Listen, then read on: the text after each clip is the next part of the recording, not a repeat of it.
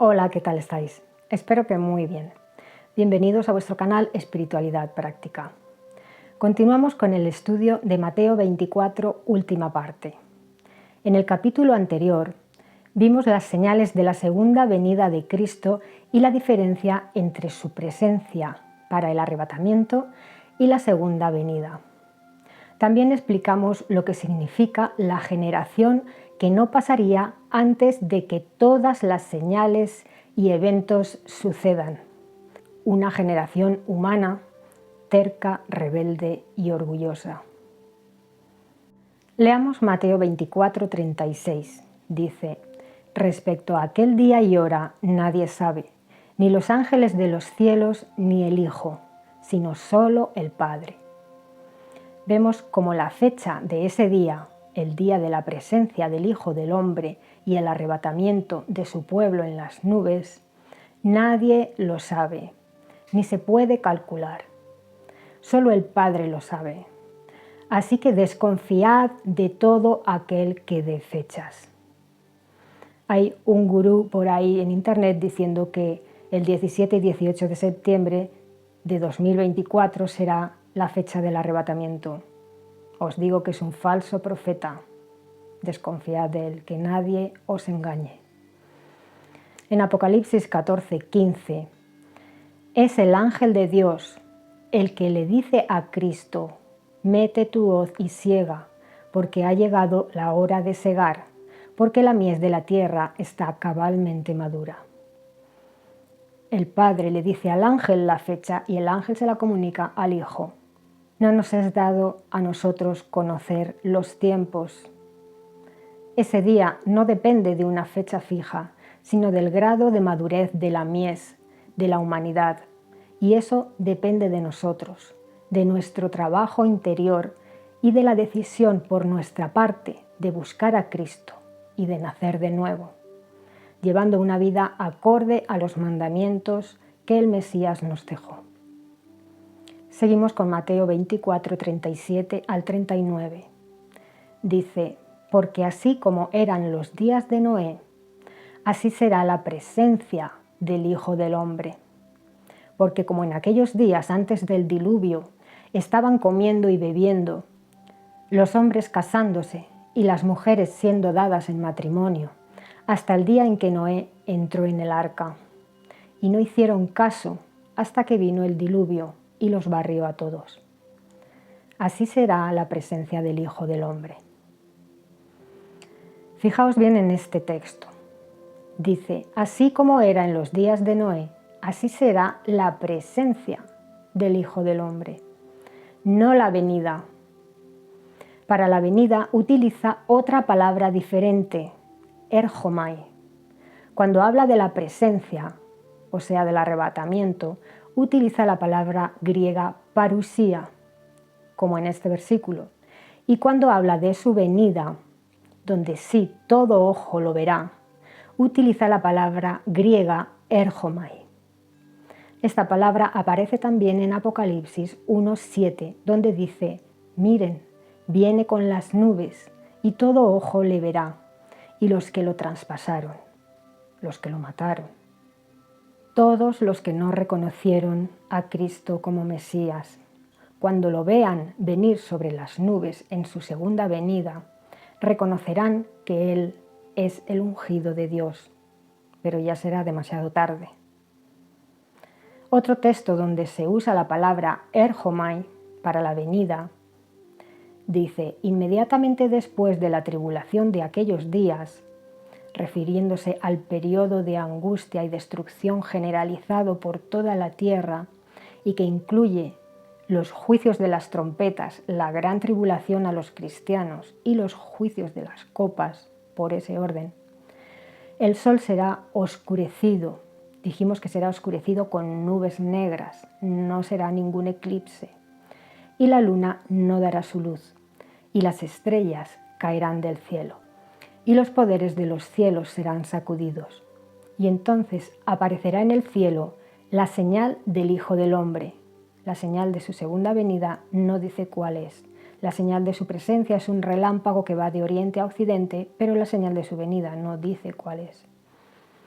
Y entonces todas las tribus de la tierra se golpearán en lamento y verán al Hijo del Hombre viniendo sobre las nubes. Ese viniendo es erjomai, que implica movimiento, desplazamiento de un lugar a otro, con poder y gran gloria. Y Él enviará a sus ángeles con gran sonido de trompeta, y ellos reunirán a los escogidos de Él desde un extremo de los cielos hasta el otro extremo.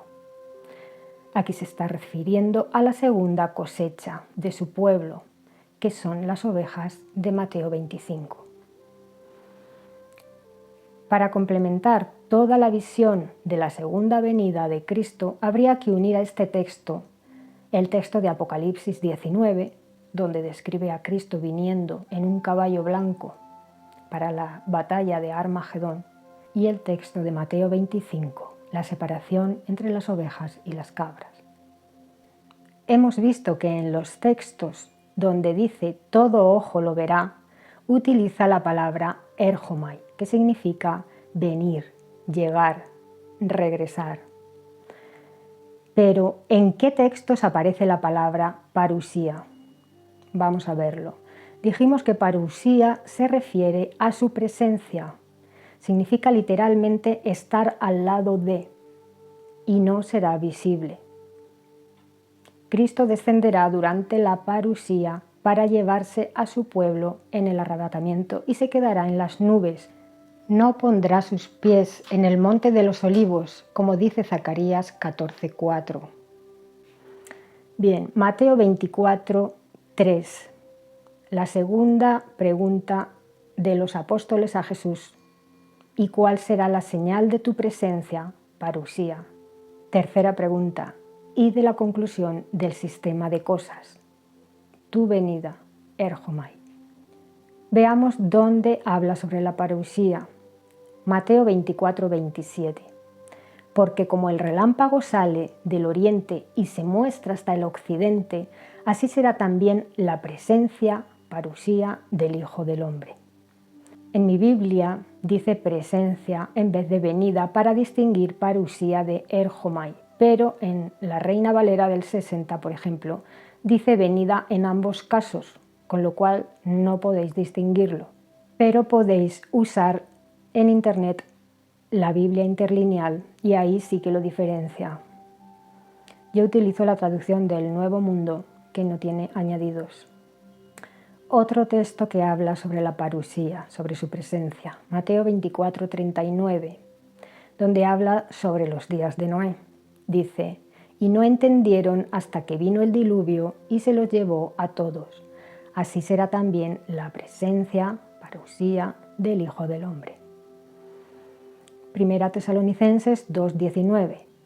Porque ¿cuál es nuestra esperanza o gozo o corona de alborozo? Pues de hecho no lo son ustedes, delante de nuestro Señor al tiempo de su presencia. Se refiere a la primera resurrección que ocurrirá durante su presencia. Segunda Tesalonicenses 2:1. Sin embargo, hermanos, tocante a la presencia, parusía, de nuestro Señor Jesucristo y el ser nosotros reunidos a Él, les solicitamos que no se dejen sacudir prontamente de su razón, ni se dejen excitar tampoco mediante una expresión inspirada, ni mediante un mensaje verbal, ni mediante una carta como si fuera nuestra, en el sentido en el que el día del Señor esté aquí. Esto me recuerda mucho la cantidad de sueños que están teniendo los evangélicos diciendo que el arrebatamiento ya está aquí, que es inminente, diciendo que en cualquier momento puede suceder. Pero sigamos leyendo.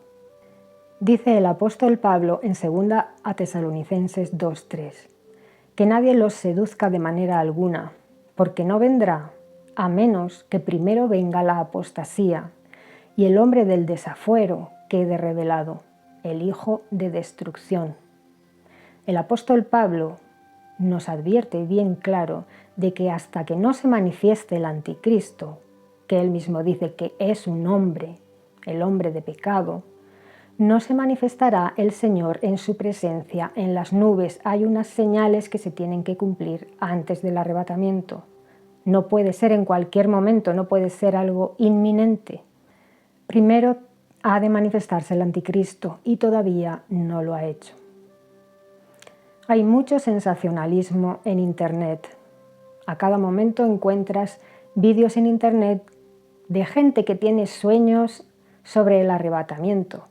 No digo que algunos no sean reales, pero me he encontrado con muchos casos que son meros viajes astrales, salidas involuntarias del cuerpo físico durante el sueño. Eso es algo muy normal y natural, pero la falta de conocimiento sobre este suceso les lleva a relacionar la sensación de elevación de su cuerpo energético astral con la elevación que se produce durante el arrebatamiento a las nubes, donde el cuerpo energético será elevado, pero no tiene nada que ver una cosa con la otra. Otros sueños son puras sugestiones del subconsciente inducidas por la gran emotividad y fervor religioso vivido en los cultos evangélicos, que sugestionan en gran manera a niños y personas sensibles, induciéndoles estos estados de éxtasis a reproducir sueños relacionados con el evento del arrebatamiento. Esos sueños son inducidos por lo vivido en los cultos religiosos, no son experiencias reales e inspiradas, sino pura sugestión colectiva, generadas por el subconsciente de gente totalmente influenciada y condicionada por lo que ve y escucha en su entorno religioso. Sensacionalismo puro y duro, impreso en el subconsciente. Seguimos con el estudio del capítulo 24 de Mateo. Mateo 24, 37 al 39 dice que su presencia sería como en los días de Noé. La gente estaría haciendo vida normal. Noé predicaba la palabra, pero nadie le escuchaba, hasta que entró en el arca y el diluvio los barrió a todos. El símil entre lo que ocurrirá durante la presencia del Mesías y los días de Noé está en que los que pertenecen a Cristo serán resguardados con Él en las nubes, fuera del alcance de la destrucción de los juicios de las copas, al igual que Noé fue resguardado dentro del arca. También la destrucción que ocasionó el diluvio en la tierra fue similar a la destrucción que ocasionarán los juicios de las copas, solo que en vez de con agua, la destrucción será con fuego. En ambos casos, posteriormente la tierra fue regenerada. Así pues, vemos que cuadra totalmente situar la presencia de Cristo en las nubes al toque de la séptima trompeta, ya que, al igual que en los días de Noé, inmediatamente después de ser resguardados los escogidos de Dios, a los que serán su pueblo en la nueva tierra, vendrá destrucción repentina para la humanidad. En este caso con los juicios de las copas. Al igual que hay similitudes entre los días del diluvio y el evento del arrebatamiento y los juicios de las copas, también hay muchas similitudes entre los juicios de las trompetas y las plagas en Egipto contra Faraón. Faraón representa al futuro anticristo. Veamos las similitudes. Uno de los dos testigos de Apocalipsis 11 será Moisés, que al igual que en Egipto, Dios le dará el poder para convertir el agua en sangre durante el juicio de la segunda trompeta. Antes de que inicie el juicio de las trompetas, se sella a los siervos de Dios en la frente para protegerlos de los juicios de las trompetas, que serán de 1/3 de destrucción de la tierra. De la misma manera, se puso una marca de sangre en el dintel de las puertas de los hebreos para protegerlos de la plaga que ocasionó la muerte de los primogénitos de los egipcios. Esta sangre representaba la sangre de Cristo, que los libraba de la muerte, al igual que a nosotros hoy en día la preciosa sangre del sacrificio de Cristo nos libra de la muerte que conlleva el pecado.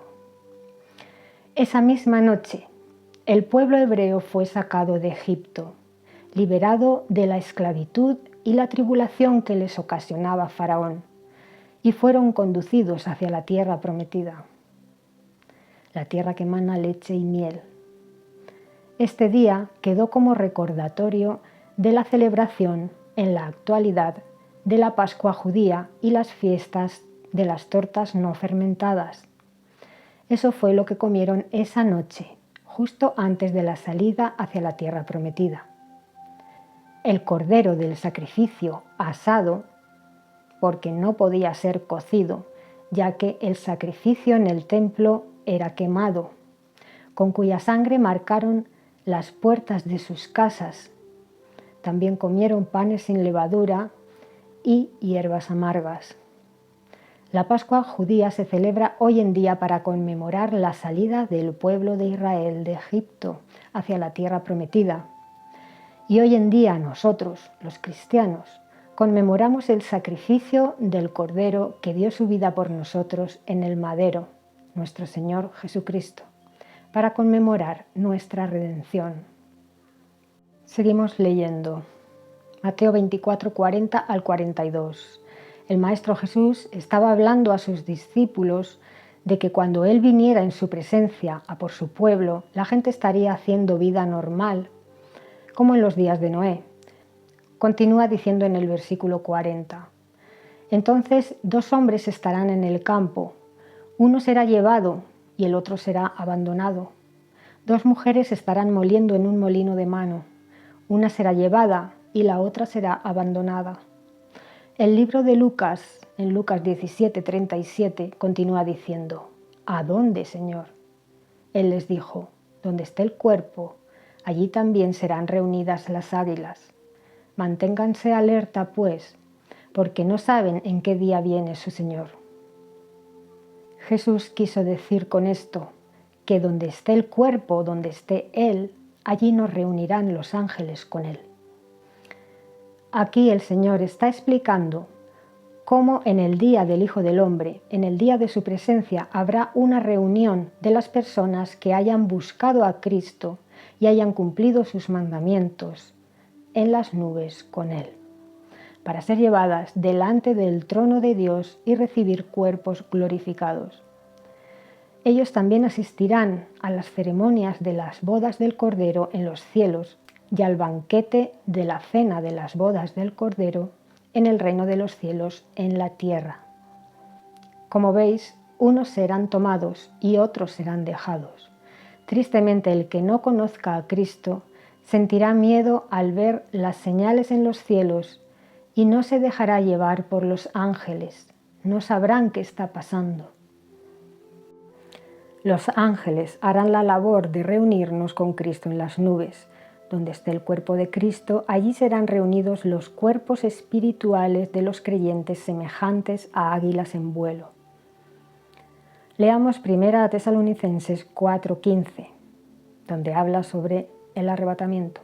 Dice, porque esto les decimos por palabra de Yahvé, que nosotros, los vivientes que sobrevivamos hasta la presencia del Señor, los que sobrevivamos a la gran tribulación, estaremos todavía vivos, no precederemos de ninguna manera a los que se han dormido en la muerte, porque el Señor mismo descenderá del cielo con una llamada imperativa. Esa llamada probablemente sea la misma empleada cuando resucita a los 2 testigos de Apocalipsis 11 y los llama diciendo, suban acá. Porque estos muertos en Cristo, los 144.000 que reinarán con Él desde Sión, completan ese número con la muerte de los 2 testigos de Apocalipsis 11. Cristo dará la orden del levantamiento en espíritu de su pueblo con una llamada imperativa. Suban acá. Y con trompeta de Dios, y los que están en unión con Cristo, los que serán su esposa y reinarán con Él, esos 144.000 se levantarán primero.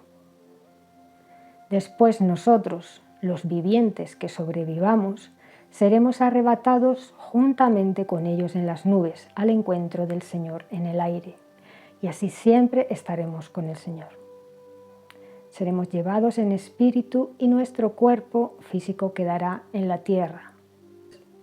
No podemos ser elevados en cuerpo físico hasta las nubes, porque en las nubes no hay oxígeno y moriríamos inmediatamente y nuestro cuerpo caería a tierra. Seguramente nuestro cuerpo quedará en tierra, sin vida, y seremos elevados en espíritu. Leamos Mateo 24, 43.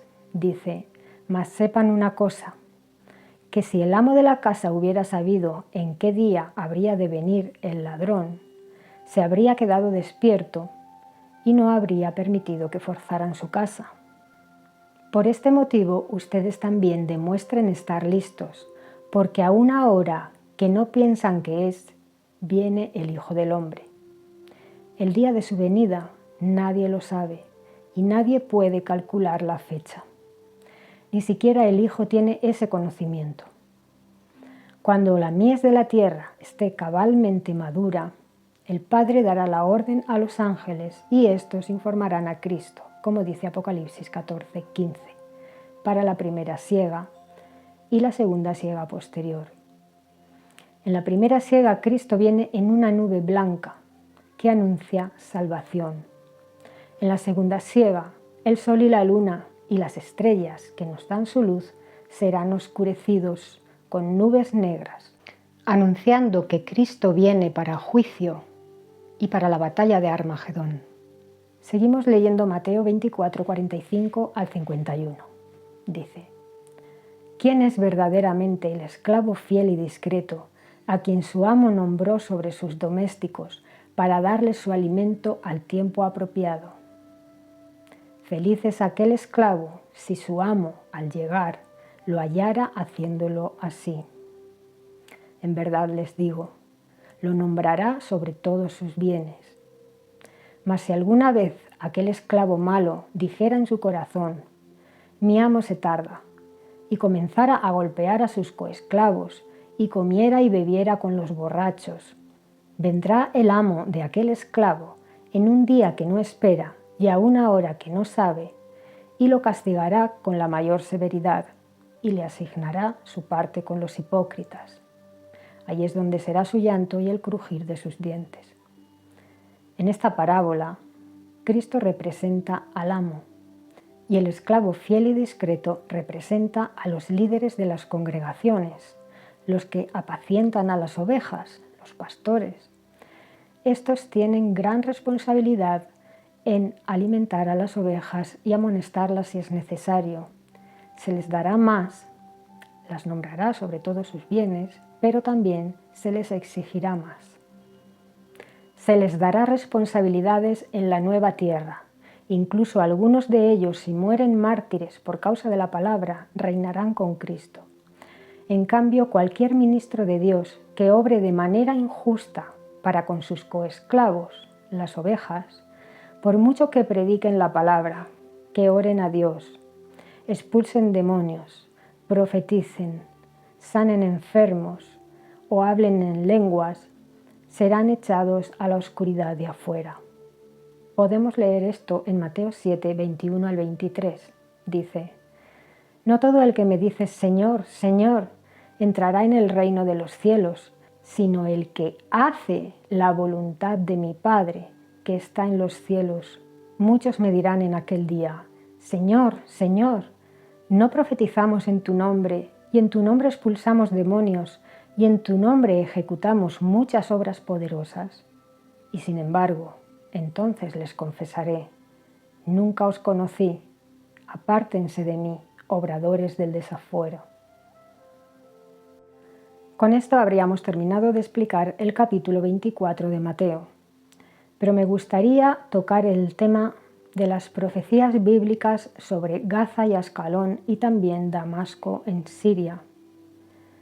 Sobre Gaza y Ascalón hablan las Escrituras en Sofonías 2:4. Dice: «Gaza será desamparada y Ascalón desolada».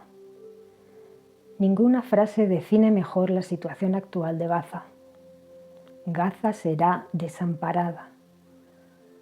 Hemos visto que desde que comenzó la guerra en Gaza, no se ha permitido apenas la entrada de ayuda humanitaria para la población civil.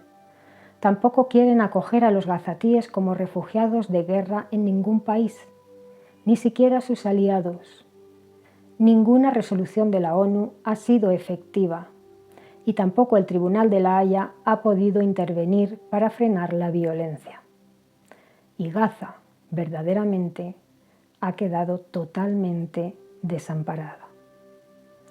Esta es una profecía de doble cumplimiento. Se cumplió en los tiempos de Sofonías, sobre el año 600 a.C., y se ha vuelto a repetir en nuestros días.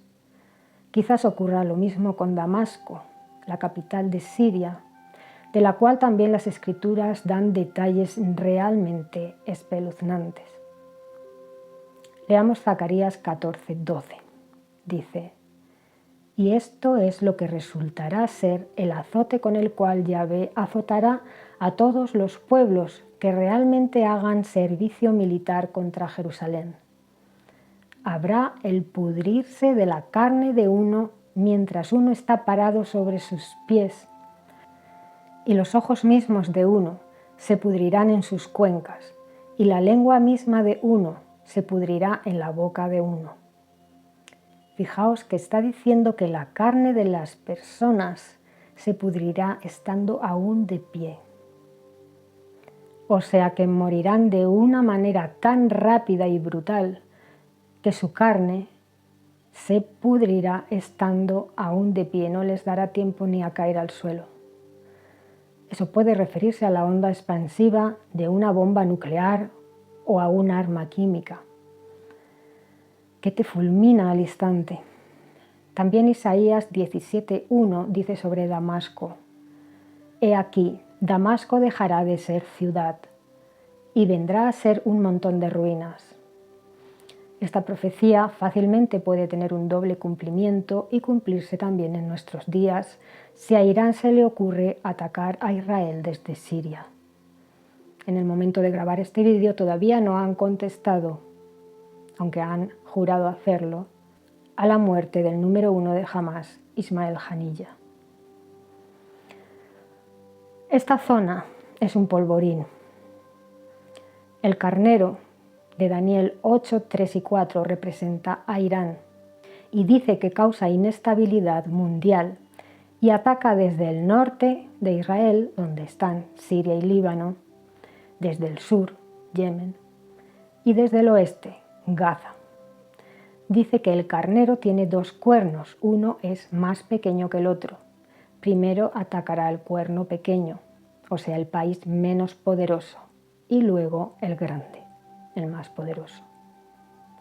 De ahí podemos deducir que primero Israel se verá atacado desde Líbano o Siria, pero después será atacado por el propio Irán directamente. No sabemos el alcance que puede llegar a tener este conflicto, pero puede ser muy grave, con implicaciones de otras naciones, lo que llevaría a un conflicto global. Pero leamos Daniel 8, 3 y 4. Dice: «Cuando levanté los ojos, entonces vi y miré un carnero parado delante de la corriente de agua, y tenía dos cuernos, y los dos cuernos eran altos, pero uno era más alto que el otro, y el más alto fue el que subió después». El país más poderoso ataca en segundo lugar. «Y vi al carnero dando cornadas al oeste y al norte y al sur, y ninguna bestia salvaje se mantuvo de pie delante de él». Sabemos que en las Escrituras se representan como bestias salvajes a gobiernos y gobernantes, y no había nadie que se librara de su mano, e hizo según su voluntad y se dio grandes ínfulas. Versículo 5. «Y yo, por mi parte, seguí considerando y mire, había un macho de las cabras que venía del poniente». Este macho de las cabras viene de occidente, de poniente. Puede ser Estados Unidos, que es el mayor aliado de Israel, o puede ser Europa, Ambos están al oeste de Israel, al poniente. Este macho cabrío es el único que consigue quebrar al carnero. El macho cabrío que viene de Occidente representa el imperio del anticristo, que gobernará el mundo al menos a nivel económico y posiblemente también político, aunque solo se aliarán con él 10 países, que impondrán la marca de la bestia. Hasta aquí el vídeo de hoy. Espero que os haya sido de utilidad la información y os espero en el próximo vídeo, que tratará sobre Cristo como sacerdote de la orden de Melquisedec. Gracias por escuchar la palabra inspirada. Un abrazo.